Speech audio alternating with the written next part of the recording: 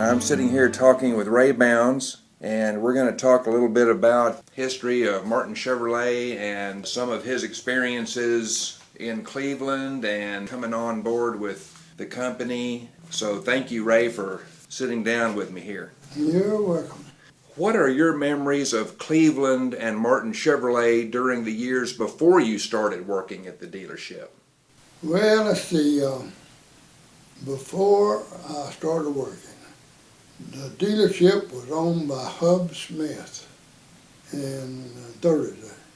Yeah, probably 30s and 40s. I don't know exactly how. But Hub owned the Chevrolet dealership, but Hub Smith died. He's a good friend of mine, and I was in high school at the time. And Hub Smith and I deer hunted with dogs and had a fine time.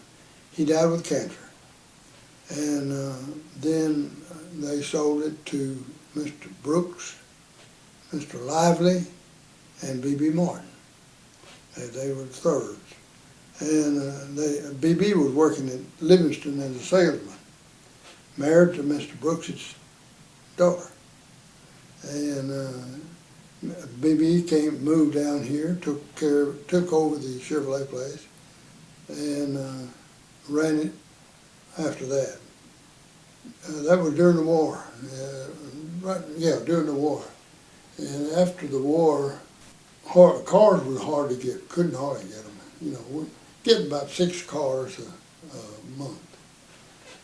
Cars were shipped in by freight, box cars, packed in there especially, and we had to unload them.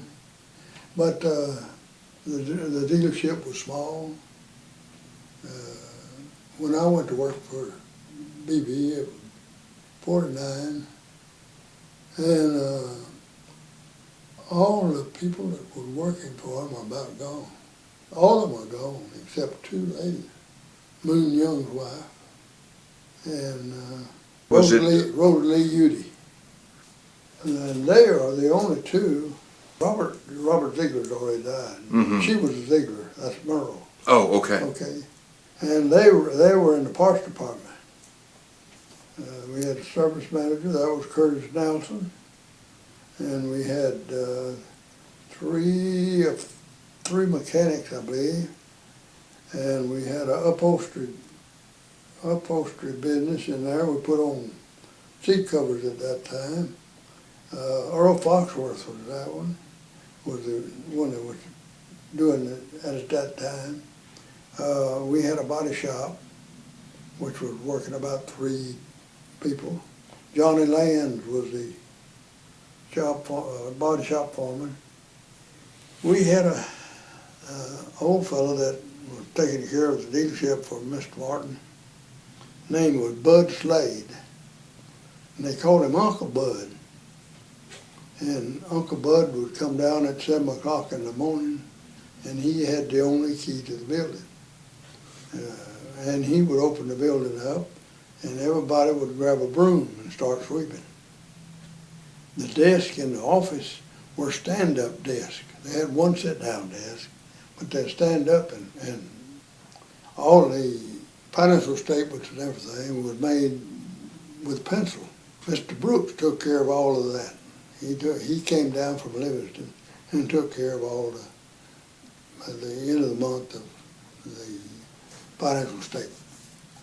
BB had a little office, and we had a small, we could put 1 or 2 cars in a little office. Had a gasoline pump outside that you could get gas. 10 or 20 cents, 30 cent gas was in. So we were right next to the Anderson Hotel. And between the Anderson Hotel and us was a alley. They had alleys back in those days. And on down there was a store. Now, when you came back from the war, what did you do between coming back and then starting with Martin? I was drafted into the service on my last year in high school, 3 months before I finished. I went to service and went to Germany. Mm-hmm. went to England, France, and Germany at the end of the war, and was just fixing to go to Japan, invade Japan. Ship was at Le Havre, France, ready to pick us up and take us. And Truman dropped the bomb on him. That was a happy day. So the ship was already there, and so we were one of the first ones to get home. And what I did, when I came home, I worked for my father. He had a peckerwood sawmill at the time, and we were cutting 3x8, which is for oil wells and things like that, the road timber. And I worked for him and got back about 2 years, and then I married Mary Lou, my wife, and we had 62 years of marriage and 4 kids. About 2 years afterward, I got back. B.B. Martin came to see me, and had a banker there that knew me well and wanted to hire me. And that's where I started with Martin Chevrolet. So what position did you start? Salesman, yeah. $50 a week, you know, with a commission on that if I controlled it. $50 a week. Paid once a month. Of course, I'd saved up money, and I had a little money that was Mary Lou and I lived on, and we lived on that. Built our first house when I was working for Martin Chevrolet, the second year. And first house cost $7,500 with a GI loan. And so that's where it started. And Martin Chevrolet, after that, we when we were in town, about 2 years or 3 years it went along before we were out. The dealership burned in about 52. It caught a fire from the grocery store they had kerosene back in those days. They had kerosene stoves that they sold kerosene to the customers. And it caught from that back in the storage room, which was right behind our shop. And back in those days, you know, we had a fire department, and when the siren rang, all of our mechanics and all of them would run out and get on the truck, you know, and they'd shut us down. But, you know, it was a slower time back in those days. And Right after the fire, where did you all work from? well, we worked for 2 or 3 places. We had the body shop wasn't burned. We stayed in the body shop. It was across the street from the Chevrolet place, and it did not burn. We had our body shop there, and we had our used car department right across the street too. Just a small lot with a little office, no air conditioning, and we leased another building for our shop, take care of our customers. It was located south of our building that we had in town, about a half a block. It was called the Kelly Building. We used that for a shop. And our office didn't burn in the front. We cleaned it up and kept the office there. Before that, Eddie Hughes came to work for us. She worked for the school, keeping our books. And so she, Rosalie Udy, retired, and Eddie came to work for us at that time. So she took over all the bookkeeping and stayed for years and years and years. Really an asset for Martin Chevrolet. So when she started, did she work in the front of the building that had burned? I mean, was it still, y'all could still use that? Yeah. She was there when it burned.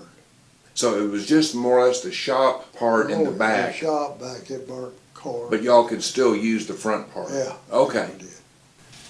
And now let's talk a little bit more about Eddie. What did she do when she first started? She took care of the books completely.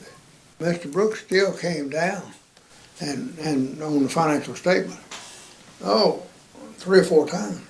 But hey, he got sick one time, she done it. He never did come back. Okay. And it was written out by hand. Eddie took care of the office completely, all the girls in the office. And, you know, her opinion on everything was said. Eddie was a smart person, fine person, good person.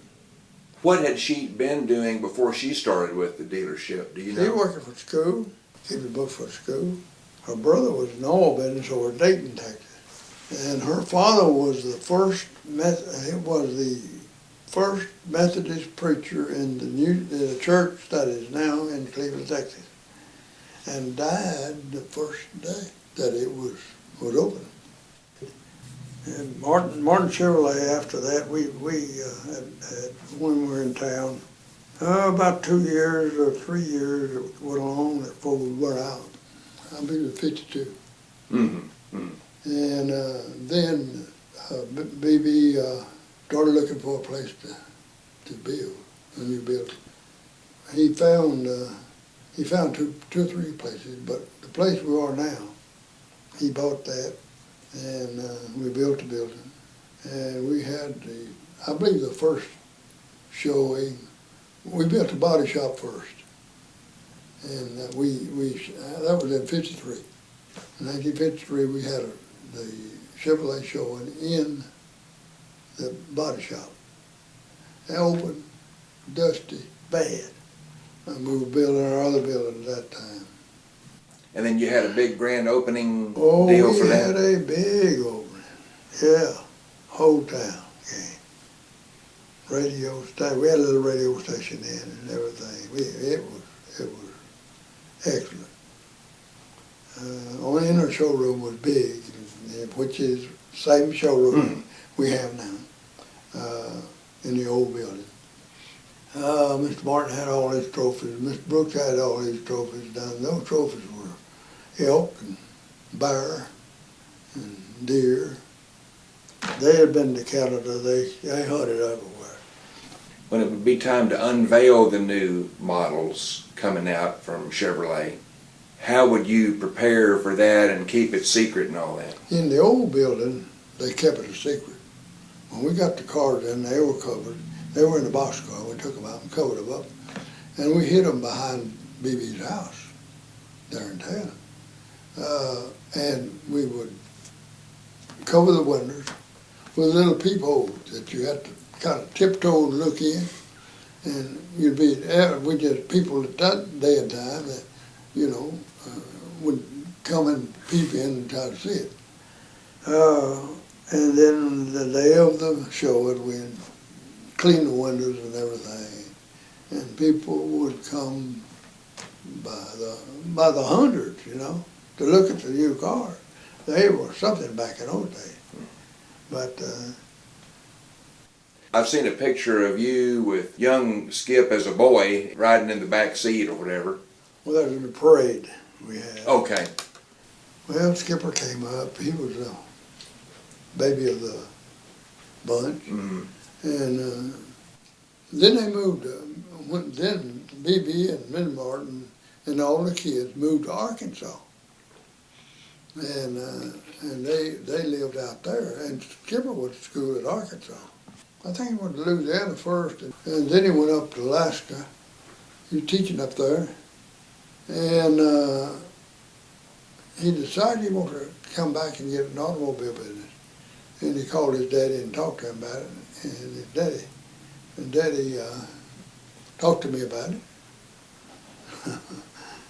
And we brought him back down, and Skipper, his daddy turned him over to me, and Skipper worked in the parts department, he worked in the shop, he worked in some in the body shop, he worked where he knew the dealership and how it worked. Skipper was a CPA, and he knows the complete dealership, done a good job. B.B. Martin. B.B. Martin was a fine man. B.B. was honest, straight across. Never seen him mad. Never seen him mad. Never had a cuss word. at all. You know, tended business, quick and honest and straight across. He was my friend. We were both. We hunted together. We had a good time together. B.B. Martin, with me as a manager, never criticized me, never raised his voice. Now, we might get in the office and he'd say, Ray, I believe you made a little mistake. I don't know. But all right. We'll try it. That's all he'd say, you know. And you know, I made some mistakes. And he did too, we did. Skipper did too. We had some good times. Well, and then you got the Buick franchise in 58, We worked I on the believe. Buick 50. franchise and got it. We worked Yeah. on the Cadillac franchise and didn't get it. We had, we started in with Chevrolet trucks, big trucks. Mhm. We started selling them before we burned out at the old building. And we had a 2-ton truck, Chevrolet truck at that time. And they came on up and they started building a little bigger and bigger. So we were one of the heavy-duty Chevrolet dealers. Polk County Motor Company started. BC done a good job. And then we put in, and we done an excellent job. With the, like logging trucks and things? Yeah, we had Okay. logging trucks, dump trucks Okay. of all kinds. And done a good job. Now, this was before we burned out. And we really done a good, excellent job later on. We had good truck salesmen. I hired R.C. Mhm. He really took in the truck. He learned the truck completely and got into heavy duty. So we then got the Brockway franchise, and we sold Brockways for a few years. Brockway went out of business. Brockway was part of Mac. So then there's a picture of BC and all of us. We got the Mac franchise. And we ran it. R.C. Skipper run the franchise. We got another building, bought another building where the car building is today. That's where it was, big old tent building. Moved into that, and R.C. and Skipper ran it. Where the little office was, it was a used car office right there by the body shop. Mhm. That was the Mac office. And Brockway faded away. They